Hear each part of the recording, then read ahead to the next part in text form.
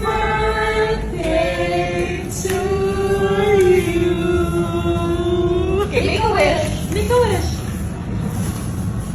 Okay. No. Yeah! Happy birthday!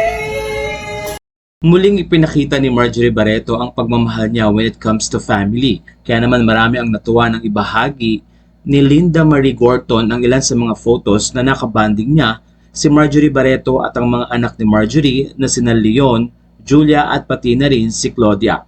Kasama rin ni Linda ang kanyang mga anak na sina Gavin at Maddie, kapwa mga anak ni Dennis Padilla. At sa kabilangan ng mga exes sila ni Dennis, patuloy naman ang friendship na kung saan ay ibinahagi ni Linda kung gaano siya nagpapasalamat sa kabaitan ni Marjorie. Ayon kay Linda, "This was a birthday gift received earlier than expected. Our children had such a wonderful time. It was so nice to see them all talk, laugh and joke around like they've always been together.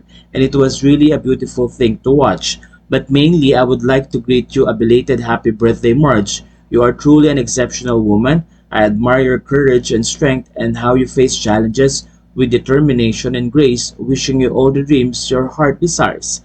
Sa puntong ito ay itinag din ni Linda sina Julia Barreto, Claudia at si Leon. Ayon kay Marjorie, "Thank you dearest Linda for your beautiful birthday message. Getting to know you more and more, I see what a good and strong mother you are. You work very hard for the kids and believe me when I tell you that one day you will feel the rewards for all the love and sacrifice you give to them.